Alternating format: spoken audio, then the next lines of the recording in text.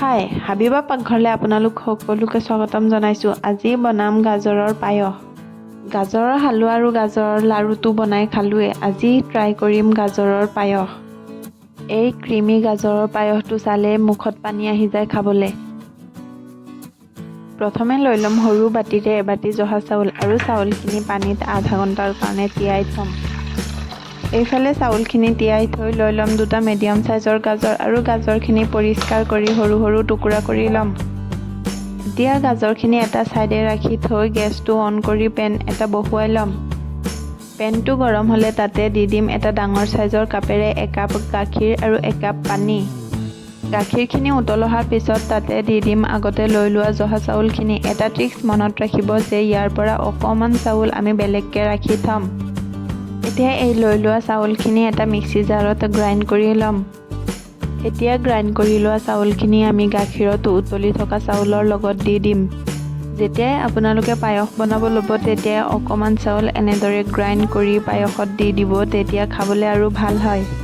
এতিয়া সৰু সৰুকৈ কাটি থোৱা গাজৰখিনিও সেই মিক্সি জাৰটোত লৈ গ্ৰাইণ্ড কৰি ল'ম। আপোনালোকে গাজৰখিনি গ্ৰাইণ্ড নকৰি পিহনাটো পিহি ল'ব পাৰে। এইফালে আমাৰ চাউলখিনিও সিজি গ'ল। এতিয়া আগতে গ্ৰাইণ্ড কৰি থোৱা গাজৰখিনিও দি দিম। এটা হেতাৰ সৈতে ইনগ্ৰিডিয়েণ্টছখিনিক এবাৰ মিহলাই ল'ম। আপোনালোকে চাব পাৰিছে যে গাজৰ দিয়াৰ পিছতে আমাৰ গাজৰৰ পায়সৰ কালাৰ কিমান ধুনীয়া হৈছে। গাজৰখিনি দি গাজৰৰ সৈতে চাউলখিনিক 3 পৰা 4 মিনিট সময় সিজিব দিম। এতিয়া ইয়াতে দি দিম ৰুকনিৰে ৰুকি থোৱা সৰু বাতিৰে আধা বাতি নাৰিকল।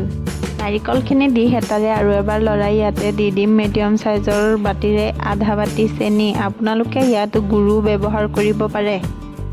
এই পায়সটো আপোনালোকে গৰমেও খাব পাৰে আৰু ঠাণ্ডা কৰিও খাব পাৰে। দুয়ো ধৰণে বৰ টেষ্টি হয় খাবলৈ।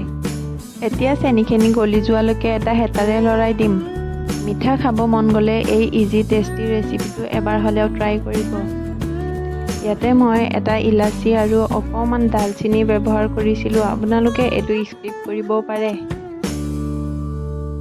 3 পৰা 5 মিনিট সময় মিডিয়াম ফ্লেমতে এই গোটেই ইনগ্ৰিডিয়েণ্টছখিনিক কুক হ'ব দিম। এতিয়া দি দিম ইয়াতে এটা মেৰিগোল্ড গুড়ি কৰি। এই মেৰিগোল্ডৰ গুড়িয়ে পায়সত তড়কা লগাই সোৱাদ দ্বিগুণ কৰি তোলে। মেৰিগোল্ডখিনি হেতাৰে এবাৰ ভালকৈ লৰাই ইয়াতে দি দিম মিডিয়াম সাইজৰ চামুচেৰে এচামুচ পাউডাৰ মিল্ক। পাউডাৰ মিল্কখিনি দি হেতাৰে আৰু এবাৰ লৰাই ইয়াতে দি দিম কাটি থোৱা কেইটামান আলমণ্ড। লগতে দি দিম কেইটামান কাজু। আপোনালোকে ইয়াত বিভিন্ন ধৰণৰ ড্ৰাই ফ্ৰুট এড কৰিব পাৰে। ঘৰতে এনেধৰণে কম সামগ্ৰীৰে কম সময়ৰ ভিতৰতে বনাব পাৰি গাজৰৰ পায়স। এই গাজৰৰ পায়সটো খাবলৈ ইমানেই টেষ্টি হৈছিলে মানে মুখত লাগিয়ে আছে এতিয়ালৈকে।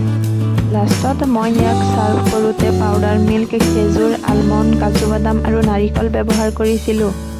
এই গাজৰৰ পায়সটো চায়েই আপোনালোকৰ খাওঁ খাওঁ যেন লাগিছে নাই? কমেণ্টত নিশ্চয় জনাব।